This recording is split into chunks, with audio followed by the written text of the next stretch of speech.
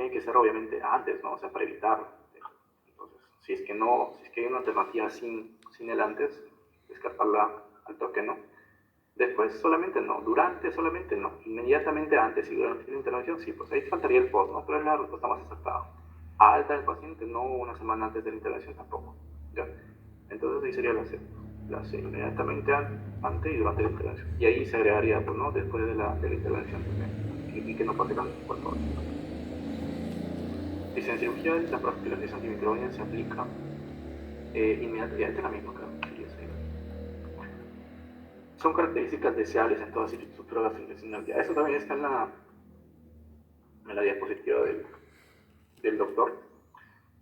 En una estructura gastrointestinal lo que nosotros queremos, uno, es que los bordes estén hacia adentro, ¿no?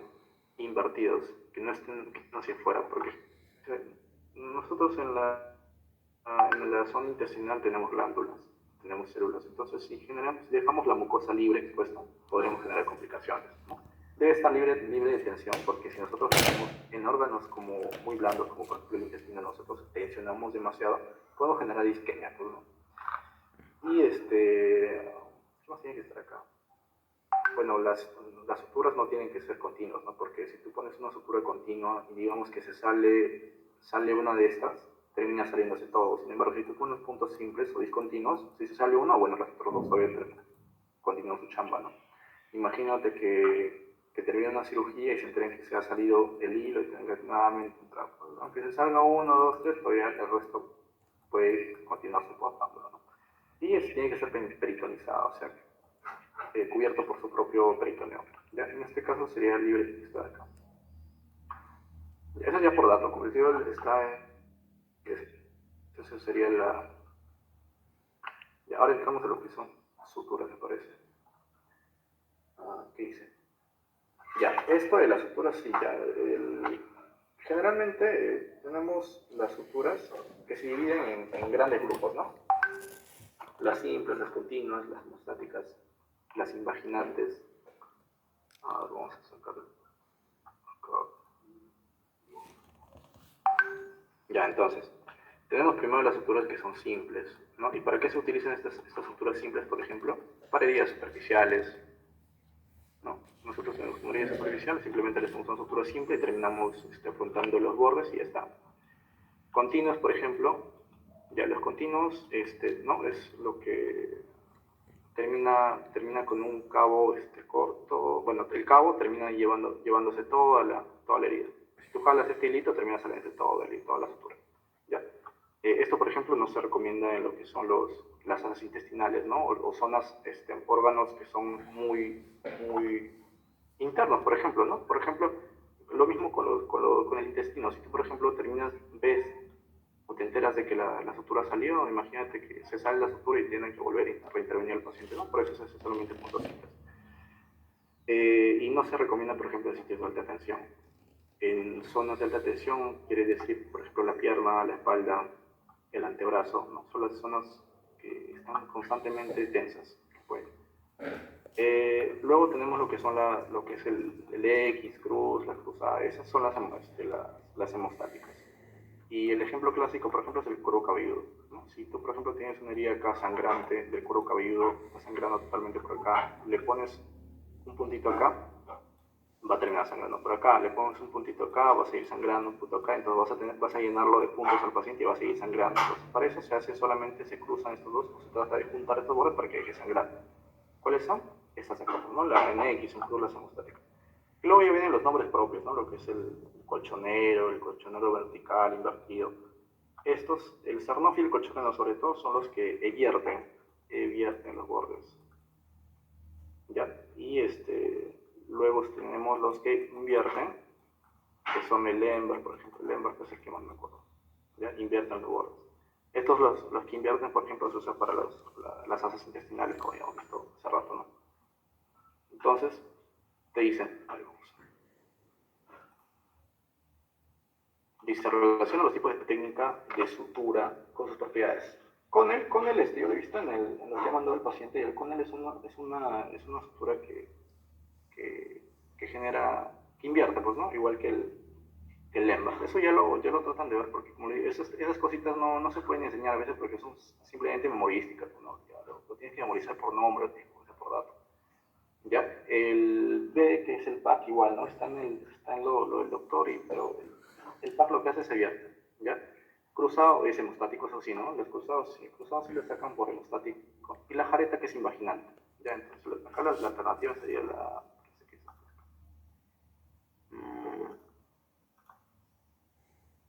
Es la C. La A con la 2 invierte la D con... Sí, acá es la C. Ya, esas cosas de las suturas, de los hilos, y todo, esas cosas ya son memorísticas, ya, y no se pueden. Ya se tienen que simplemente sentar y tratar de memorizarlas, ¿no? Porque no les puedo sacar un razonamiento ni nada para que memoricen ese tipo de cosas. Igual acá, ¿no? Materiales no resolvibles, ya. En eso igual, ¿no? Hacemos un cuadrazo grande de cuáles son los resolvibles, absorbibles.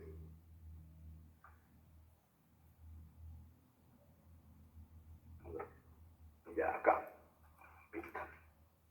Entonces, tenemos dos grandes grupos en lo que son los hilos. Tenemos suturas que son absorbibles y suturas que son no absorbibles. ¿Ya? Estos son dos grandes grupos. En los absorbibles tenemos los que son los naturales y sintéticos, y en los no absorbibles,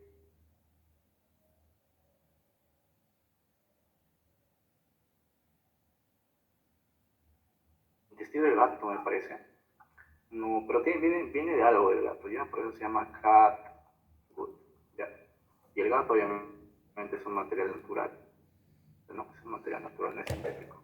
Acá entre el cadmium crómico y el cadmium crómico. Ya es un material absorbible. Ya, lo que son los sintéticos, hasta que sí, ya tenemos nombres medio raros del poliglatina, el bicril, que es el ácido poliglicólico, y acá tenemos, el otro es el PDS, o lo que es la polidioxanona, ¿ya? Ya esto como le digo es memorístico ya nomás. La polidioxanona se supone que es el mejor hilo de sutura. ¿Por qué? Porque nosotros cuando buscamos un hilo de sutura tenemos que buscar uno que sea absorbible, porque imagínense ustedes suturar el intestino de un paciente y tener que nuevamente abrir el abdomen para sacar estas suturas que no se absorben. Ya, entonces tiene que ser absorbible.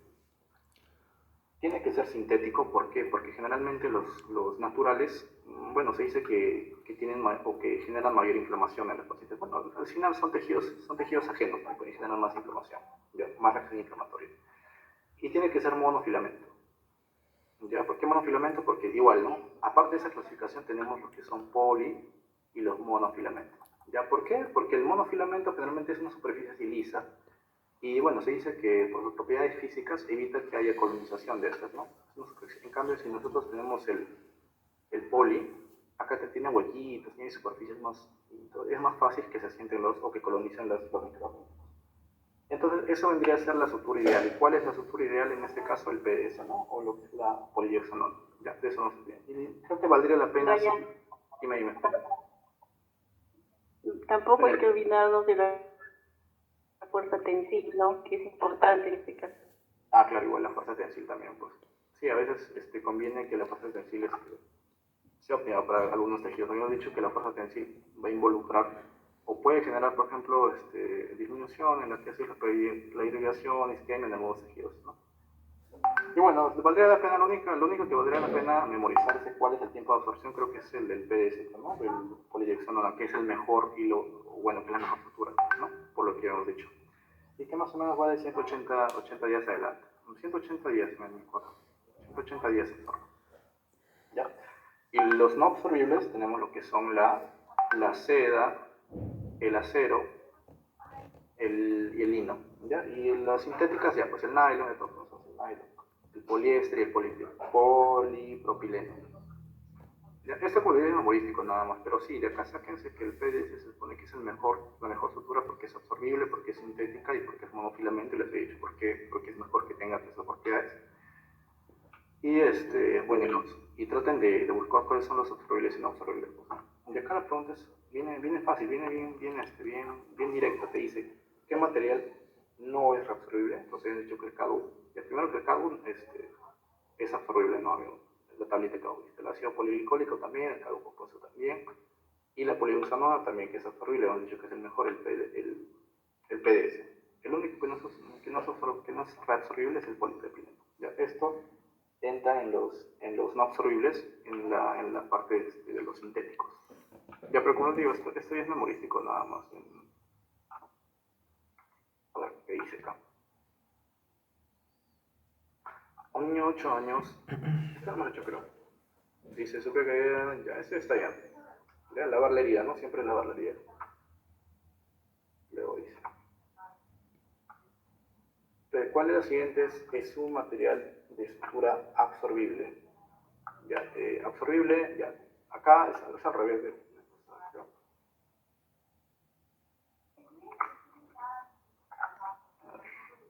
Sí, me pasó.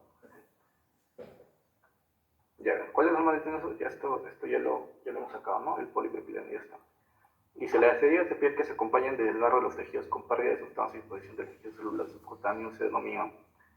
Ya cuando dice desgarro, o sea que se vuela todo el tejido, te está hablando de una abulsión, pues no, con el término abulsión quiere decir que sale, vuelve esa zona. Entonces, te dicen desgarro, abulsiva, pues no hay pérdida de sustancia, abulsiva. ¿Ya? Y hay exposición de tejidos celular subcutáneo porque obviamente se ha volado toda la piel, es una herida abulsiva. Esto es de medicina legal. Penetrante, que tiene un orificio de entrada y no necesariamente un orificio de salida. Asfixiante, no. Empalamiento, no. Y contuso, que no. Pues. Ahí acá es abulsiva. Pero aunque creo que está marcado ya. Paciente programado para cirugía de apendicitis congestiva, en sala de produce mínima lesión del colon. ¿Cómo lo clasificarían? Lo mismo, la misma pregunta. ¿No? Te dicen una apendicitis congestiva. Traten de, por si acaso, ver las fases de la apendicitis, ¿no? Que son 4. A partir de la segunda fase, que es la supurada, y recién empieza a haber un poco de material purulento, qué sé yo. Pero la primera fase, que es la fase congestiva, es en donde solamente hay edema de la pared y no hay, pues no hay esta trabajación importante que nos haría pensar en que una herida se está contaminada, está contaminado sucio. En este caso te dice apendicitis congestiva y te dice producto mínima lesión del colon. Si te dicen que hay, como habíamos visto, no necesariamente el hecho de que haya una salida de las secreciones, de los productos de estos órganos, de estas vísceras, quiere decir que ya está contaminada la herida. Si por ave es una herida, es una salida de las secreciones mínima o es fácilmente controlable, todavía estamos ante una herida limpia contaminada. ¿Ya? Limpia contaminada.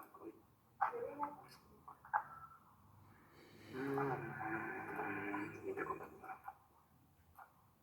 ¿Cuál es el factor más importante de la infección de herida quirúrgica? Ya, igual, esta pregunta igual la estaba leyendo y mira, para mí, todas, ¿no? Ahí te dice que contaminación en sala de operaciones sí puede ser un factor que te predisponga. Colonización por MRSA, bueno, ya esa es una colonización ya, ¿no? Y obviamente te va a hacer una infección. Mala preparación de la piel, sí. Bacterias resistentes a metalatámicos, bueno, sí. Y falta de profilaxis también, pues, ¿no? Entonces, si tú haces una profilaxis ya tiene más riesgo. Pero ¿qué es lo que te genera que pueda ser una mayor, o cuál es el mayor riesgo? Que tú, por ejemplo, tengas una piel llena de tierra, que está totalmente sucia, cochina, labras, obviamente es el mayor factor de que te pueda, o el más importante factor de riesgo para que pueda infectarse esa herida, ¿no? Si tú no haces una buena antisepsia de sepsia, no vas a lograr evitar los riesgos de infección. Y ahora sí, esto ya lo habíamos visto. ¿Qué dice? ¿Cuál es la siguiente? Es un material de estructura absorbible, ya la poliursodona, ya lo habíamos visto igual. Y creo que todas las preguntas que he visto de acá se van dirigidas a poliursodona, ¿ya? La PDS, que se supone que es la mejor, como les había comentado, por las propiedades que les he dicho. Absorbible, porque dice absorbible. Ya dice, ¿quiénes son los responsables? ¿Quiénes son los responsables del manejo inicial del gran quemado? Ya entramos a quemados, que es un tema bien importante, porque todos los cirujanos que he visto que son quemados. Ya te dice, ¿cuáles son los responsables del manejo inicial del gran quemado? Cirujanos, equipo multidisciplinario, cirujanos plásticos, dermatólogos, médicos internistas. Ya acá en el manejo de los quemados entra todo, ¿no? El cirujano plástico obviamente entra, el dermatólogo entra, el médico internista entra, porque el gran quemado, bueno, el paciente quemado no solamente implica una lesión, ¿no? Como una herida, sino que implica también una falla a nivel multiorgánica. Hay un proceso inflamatorio elevadísimo, hay un hipermetabolismo, hay una pérdida de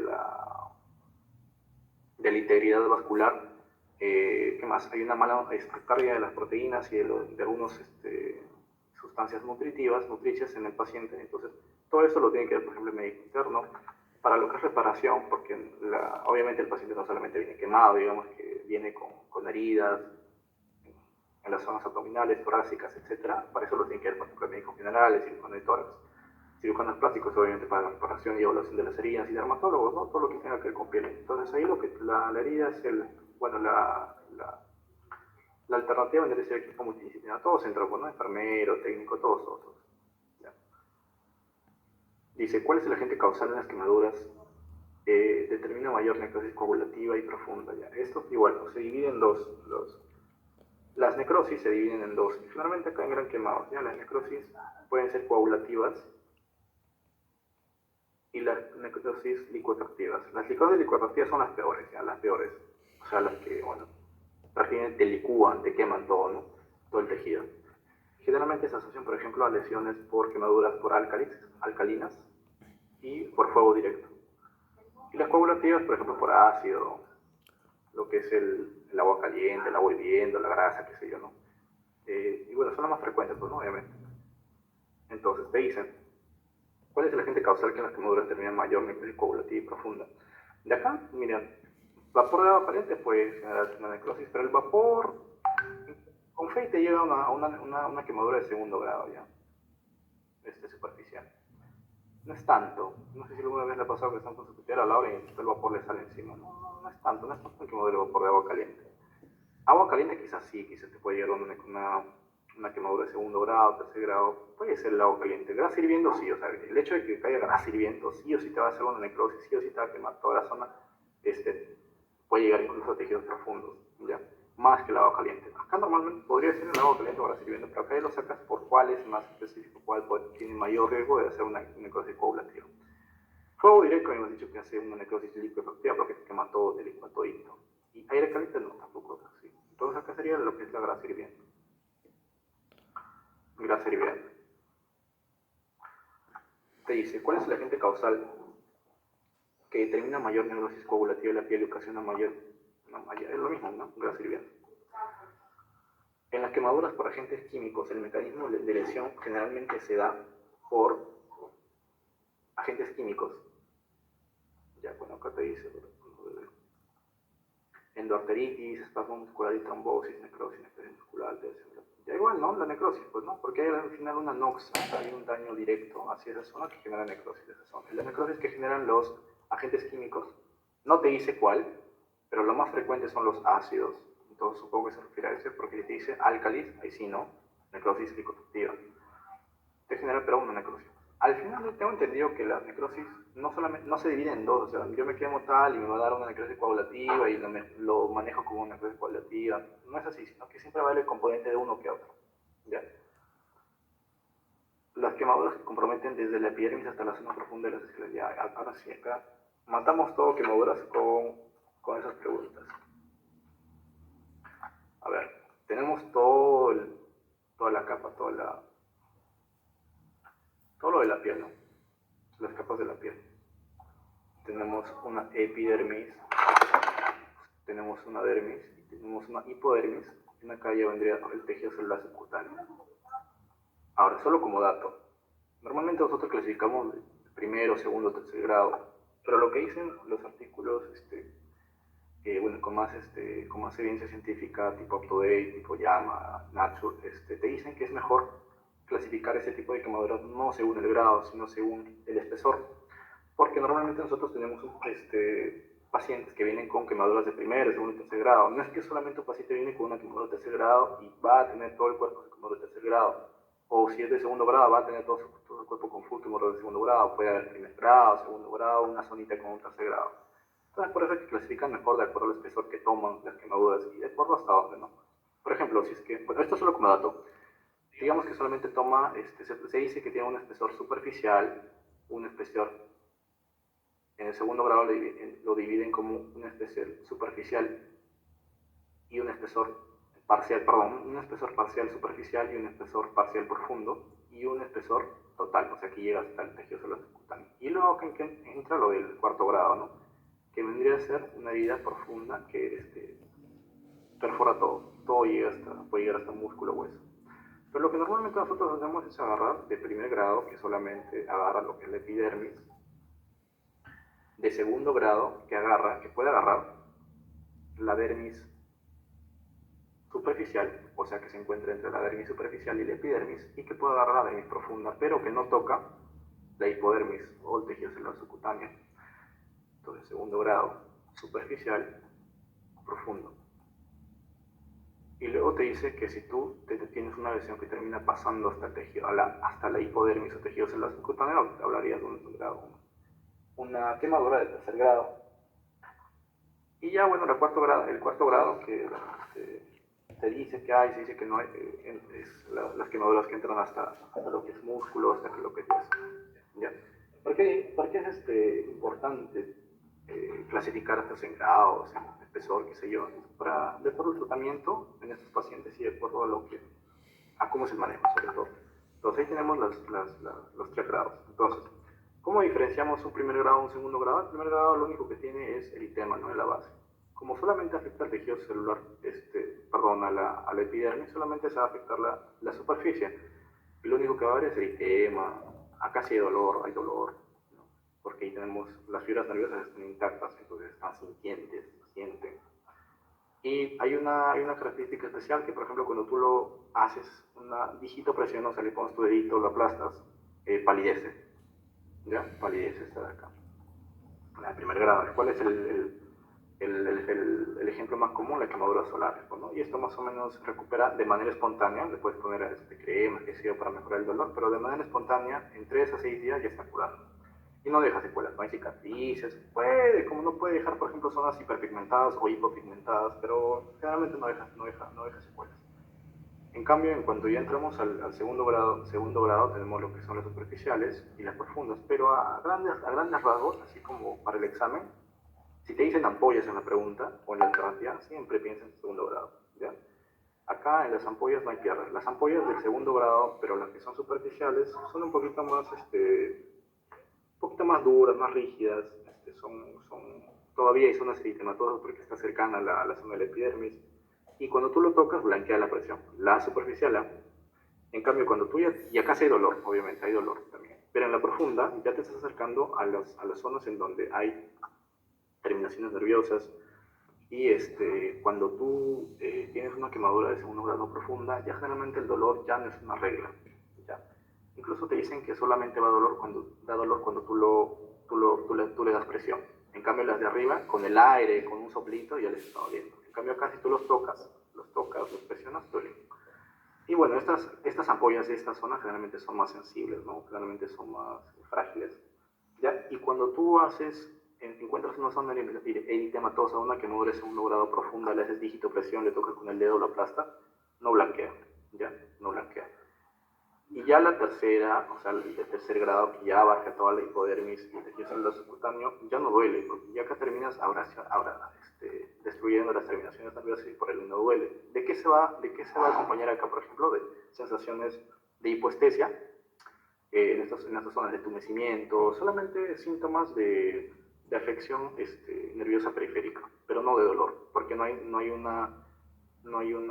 estímulo constante que pueda generarte dolor en esta zona, porque ya has terminado destruyendo todas las terminaciones nerviosas acá. Entonces, a medida que más, así como reglas para su examen, mientras más grave, mientras más profunda es la lesión, menos duele. Y mientras más leve, mientras más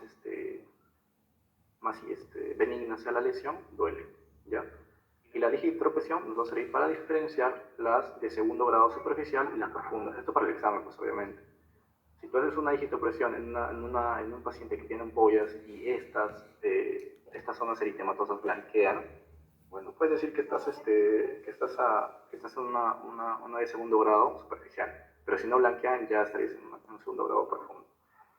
A partir del segundo grado, sí, ya habría que evaluarlo, ¿no? Sobre todo de las profundas. La segundo grado superficial, bueno, no puede dejar cicatriz, ¿no? Las lesiones comunes que encontramos, pero sí, tarda un poquito más que esto en curar, más o menos 3 semanas.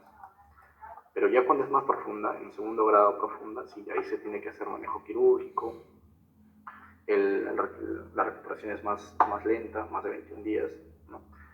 Y en la tercer grado y cuarto grado, obviamente tienes que hacer tratamiento quirúrgico. Y acá sí, pues obviamente te va a dejar secuelas, cicatrices, etc. Bueno, pero con eso muere yo creo que todas las preguntas de esto.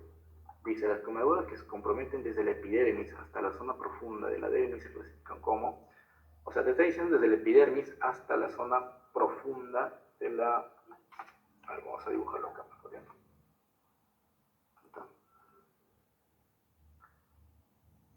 Ya, acá está la epidermis. Ya, te está diciendo hasta la zona profunda de la dermis, hasta acá. No te he dicho en ningún momento que he llegado hasta la zona hipodérmica o que ha pasado el tejido celular subcutáneo. O sea, justo acá he llegado, o sea, nada, ni un pelo lo ha tocado. Así son las preguntas de examen, ¿no? Nada, no le ha tocado a la hipodermis. Entonces solamente ha abarcado todo esto. Entonces estaríamos en un segundo grado, pero te ha dicho que ha llegado hasta la zona profunda, o sea, hasta la base de la dermis. No te ha dicho que solamente ha llegado hasta la mitad o la zona superficial. O no te ha dicho que está la herida entre la dermis y la epidermis. Entonces, si ha llegado hasta abajo, estamos hablando de un segundo grado profundo. Si te dijera, a ver, tengo una quemadura que se ha acentuado entre la epidermis y la dermis, o sea, acá, estaríamos en una de segundo grado superficial, ¿ya? Podríamos decir, claro, segundo grado superficial. Si te dice que ya ha llegado hasta el tejido celular subcutáneo, te puede decir tejido celular subcutáneo, no necesariamente hipodermis. Si ha llegado a tejido celular subcutáneo, con el simple hecho de que haya llegado, o sea, que haya un puntito acá de quemadura, ya eso es una quemadura de tercer grado. No tiene que pasar toda la hipodermis para considerarse una quemadura de tercer grado. Cuando ya pasa toda la hipodermis, termina entrando al músculo, al hueso, ahí sí, pues no es una de cuarto grado. Entonces, esas cositas que les puede hacer caer en el examen, ¿no? Porque hay veces preguntas capciosas que han venido en el examen, la anterior, de los adenomas, de los tumores fríos que te dan la tentativa de marcar otras alternativas, ¿no? En fin, dice, varón de 60 años sufre quemadura con agua ardiente en el antebrazo, inmediatamente se aplica agua fría, el examen clínico luego del solo se aprecia enrojecimiento de la si solamente te dice hay enrojecimiento, y como les había dicho, no dice acá, por ejemplo, que hay ampollas, no dice que se ve el músculo, el hueso, nada, o sea, simplemente te dice que hay enrojecimiento. Tranquilamente, eso es una quemadura de primer grado. Solamente hay enrojecimiento, incluso te puede decir que blanquea la digitopresión y que le duele, ¿no? De repente pues dice que duele. No dice que duele. Y ahora que aprovechamos, por ejemplo, la cosa del manejo. El manejo inmediato en estos pacientes, cuando tienen quemaduras, para evitar de que la profundidad avance, lo mejor que se puede hacer en estos momentos es echarle agua al paciente.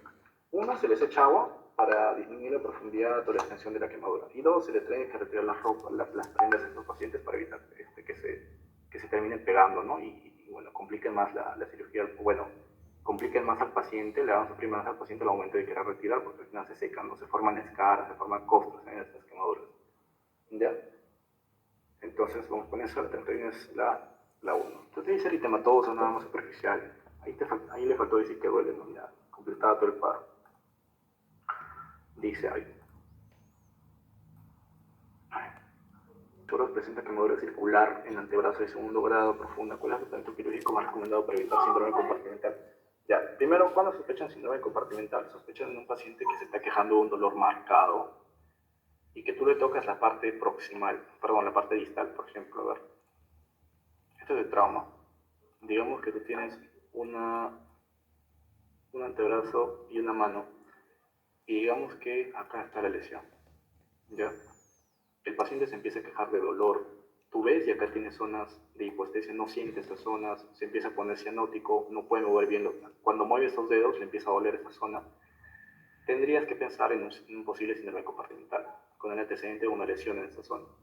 ¿Cuál es el diagnóstico? Le miden pues, ¿no? La presión intercompartimental con las agujitas estas. ¿Ya? Esto sobre todo aplica para el miembro inferior. Y ven, pues no, mayor de 30 ya se considera un síndrome compartimental.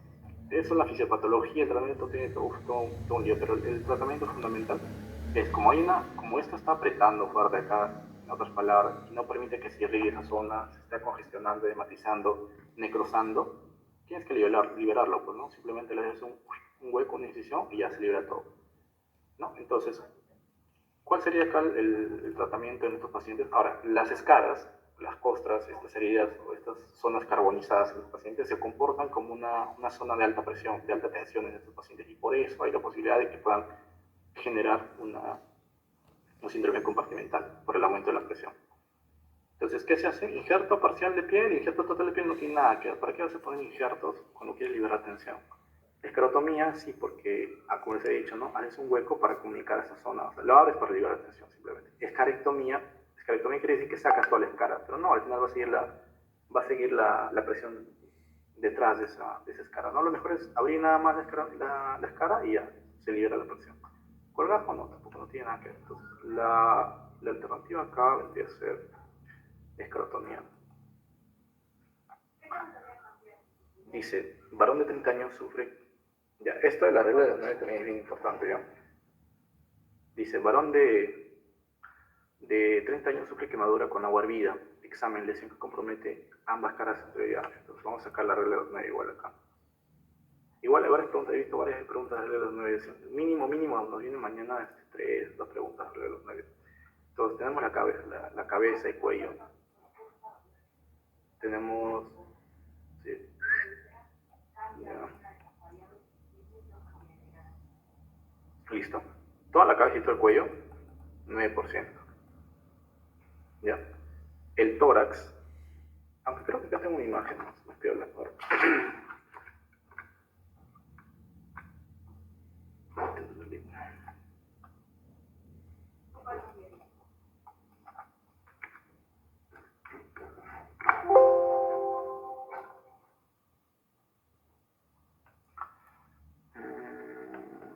Acá está. Y acá está. Ratito tenemos. Ya, entonces, ahí vemos que toda la cabeza y el cuello es 9%.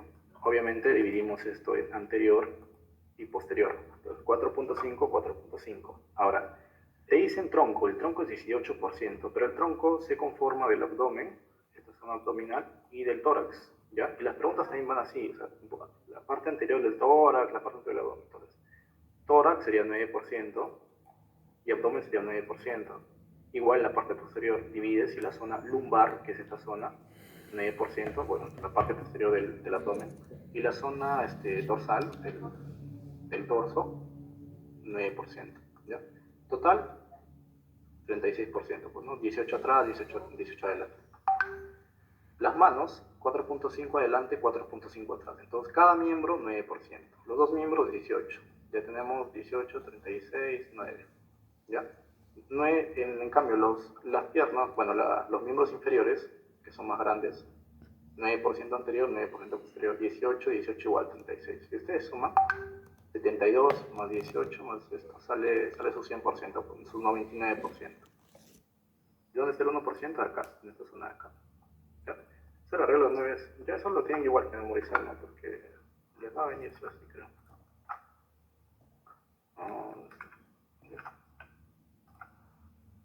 Entonces, te dicen, varón de 30 años sufre quemadura con el lesión que compromete ambas caras anteriores de las extremidades inferiores. Ya hemos dicho que las extremidades inferiores se dividen en anterior y posterior, pero solamente te dice anterior. Siempre los exámenes, cada vez que ven esto, hagan un círculo grandazo en anterior, posterior, porque para que no se confundan. Entonces, anterior sería 9% anterior del izquierdo, 9% anterior del derecho. Así tenemos 18%. ¿Cuál es la extensión de la quemadura? 18%. ¿Así o no? 18%. Eso les va a venir, sí o sí. Yo creo que sí o sí les va a venir siquiera 3, 4, 5, incluso más de reloj. Que dice, ¿cómo se muestra la presión? ¿Cómo se encuentra la presión óptica plasmática en los tejidos quemados? En los tejidos quemados, ya. Eso de la presión óptica también. ¿Qué es lo que pasa con los pacientes quemados? Que cuando hay quemadura, uno se pierde la integridad de la piel y empieza a extravasar lo que es el agua. Agua, se pierde potasio porque hay lisis celular, etc. Ya se pierde agua. ¿Qué pasa con las proteínas de los vasos? Generalmente hay pérdida también de proteínas por la destrucción tisular que hay. Además que el agua termina saliendo para evitar la deshidratación de nuestros pacientes porque hay pérdida del agua. Esto hace que la presión oncótica disminuya, ¿no? La presión oncótica que jala el agua disminuya. Entonces en estos pacientes se encuentra la presión oncótica disminuida. Esto hace que, por ejemplo, los pacientes con presión oncótica disminuida, el agua salga y puede haber un shock hipovolémico en estos pacientes.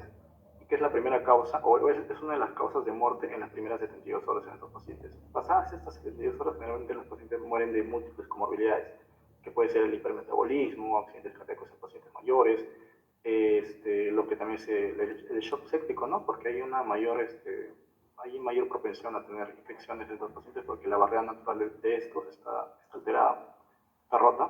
Entonces se genera ese tipo de muerte por shock séptico o shock hipovolémico en el caso de shock y también múltiples comorbilidades. Por eso que incluso cuando hay accidentes o hay, uh, hay por ejemplo altos, digamos en los accidentes, no siempre te va a venir un quemado porque ya pues, no se quemó solito. Generalmente cuando hay pacientes que ya en masa, se trata de ver lo que es el índice de Baux. ¿Ya? Esta pregunta no creo que le venga, pero siempre hay, en los exámenes he visto que te ponen una siempre bien yuca, creo que para que nadie saque 20, te ponen una yuca y de repente por ahí te viene eso, ¿no?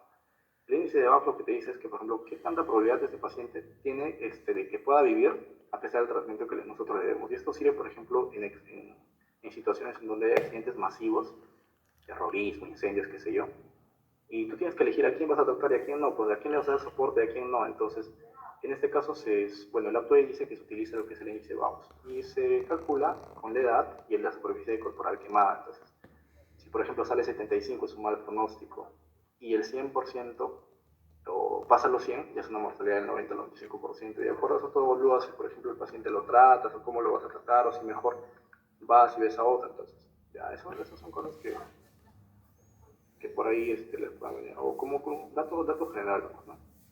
Dice, el paciente que sufre una quemadura en miembro inferior derecho circunferencial. Circunferencial me parece que quiere decir, o sea, anterior y posterior.